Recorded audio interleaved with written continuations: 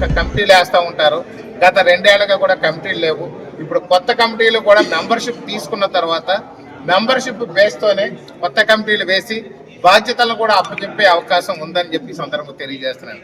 ఈ యొక్క బిఆర్ అంబేద్కర్ కోనసీమ జిల్లా పార్లమెంటరీ నియోజకవర్గంలో ఉన్నటువంటి ఈ యొక్క 7 కాన్స్టిట్యున్సీలని కూడా నన్ను అబ్జర్వర్గా నియమించారు. ఇది ఒక జనసేన పార్టీ మెంబర్షిప్ డ్రైవ్ కోసం మాత్రమే. ఈ జనసేన మెంబర్షిప్ డ్రైవ్ వచ్చి ఈ యొక్క నాయకులందరూ కలిసి ఈరోజు పార్లమెంటరీ స్థాయి మీటింగ్ సమావేశం ఏర్పాటు చేసుకున్నాం. రేపటి నుంచి మిగతా 6 కాన్స్టిట్యున్సీలు కూడా ఇండివిజువల్గా వెళ్ళి అక్కడ కూడా మేము సమావేశాలు ఏర్పాటు చేసుకుని మెంబర్షిప్ గతంలో చేసిన దానికంటే కూడా 2 రెట్లు అదనంగా చేయాలని చెప్పి సంకల్పంతో మా జన సైనికులు వీర మహిళలు ఉత్సాహంగా ముందుకెళ్తున్నారు. ఈ రోజే ప్రారంభించారు. ఈ రోజు స్టార్ట్ అయింది కాబట్టి మెంబర్షిప్ చాలా ఫాస్ట్గా వెళ్తుంది. ఈ అమలాపురంలో ఇంకా మెంబర్షిప్ ఇప్పుడే మేము రిలీజ్ చేస్తున్నాం. ఈ రోజు రిలీజ్ చేస్తే రేపటి నుంచి వాళ్ళ స్పీడ్లో పరిగెడతారని చెప్పి తెలియజేస్తారు. సార్ 7 నియోజకవర్గాలు అన్నారు. 6 నియోజకవర్గాల్లో కంపల్సరీ అక్కడ ఇన్ఛార్జీలను ఎమ్మెల్యేలను ఉన్నారు. ఇక్కడైతే కనీసం దిక్కుతోచని పరిస్థితిలో ఉన్నది అమలాపురం జనసేన పార్టీ. అసలు ఇన్ఛార్జి లేకుండా వీళ్ళు చాలా మంది నిరాశ నిస్పృహలో ఉన్నారు. దాన్ని ఏ విధంగా ఈసారి సభ్యత్వాలు ఎక్కువగా ఎలా చేద్దాం అనుకుంటున్నారు? ఖచ్చితంగా ఈ సభ్యత్వాల తర్వాత ఎప్పటికే అధిష్టానం పూర్తిగా దీని మీద మంచి ఆలోచనతో ఉంది. త్వరలో కమిటీలు వేసి ఈ నియోజకవర్గానికి కూడా, ఎందుకంటే బలమైన నియోజకవర్గాల్లో అమలాపురం కూడా ఒక మంచి నియోజకవర్గం ఇది. జనసేన పార్టీ గుండెకాయ లాంటి ఒక నియోజకవర్గం ఇది. ఇక్కడ ఏంటంటే సరైనటువంటి డ్రైవ్లో కొన్ని మిస్అండర్స్టాండింగ్స్ రావడం వల్ల కొంత అనేది లోపం కనిపించింది. కానీ నిజానికి ఏంటంటే ఇక్కడ మంచి క్యాడర్ ఉన్నారు.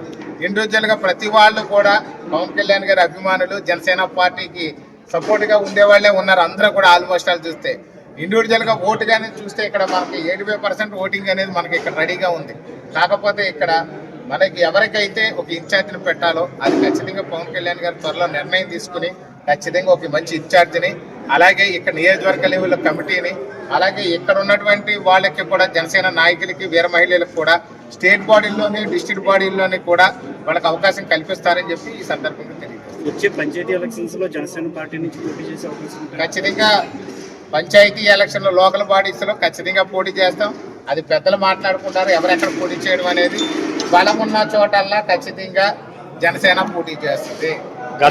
అనేది కూటమిలో ఉన్నాం కాబట్టి జనసేన, భారతీయ జనతా పార్టీ, తెలుగుదేశం ముగ్గురు అధినాయకత్వాలు కూర్చొని ఎవరికైనా అనేది మాట్లాడుకుంటారు. కానీ ఆ యొక్క ఏది ఎలా ఉన్నా సరే ఎంపీటీసీలు గాను, సర్పంచ్లు గాను, ఎంపీపీలు గాను, జడ్పీటీసీలు గాను, జిల్లా పరిషత్ చైర్మన్లు, వైస్ చైర్మన్లుగా ఖచ్చితంగా జన సైన్యం ఉంటుంది. ఈసారి ఏడాది ఎన్ని టార్గెట్ గా పెట్టుకున్నారు ఈ పార్లమెంట్ స్థాయిలో కానీ అమలాపురం వర్గ స్థాయిలో? అంటే ఇప్పుడు గతంలో చూస్తే స్టేట్ వైడ్ 12.5 lakhs వరకు మనం చేయగలిగాం, 12.5 lakhs వరకు చేయగలిగాం.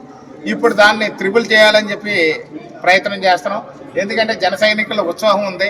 మెంబర్షిప్ కూడా ఫారిన్ కంట్రీస్లో ఉన్న వాళ్ళకి, గల్ఫ్ కంట్రీస్లో ఉన్న వాళ్ళు కూడా ఇంట్రెస్ట్ చూపిస్తున్నారు ఇక్కడ. అదేవిధంగా అదర్ స్టేట్స్లో ఉన్న వాళ్ళకి లాస్ట్ టైం మేము మెంబర్షిప్ ఇవ్వడానికి అవ్వలేదు. ఈసారి అదర్ స్టేట్స్ని కూడా కలుపుతున్నాం కాబట్టి ఖచ్చితంగా మేము టార్గెట్ అయితే మాత్రం నా యొక్క పర్సనల్ ఒపీనియన్ అయితే మినిమం 30 lakhs అయినా మినిమం గ్యారంటీగా చేస్తామనేది ఆశాభావం. Okay sir, thank you.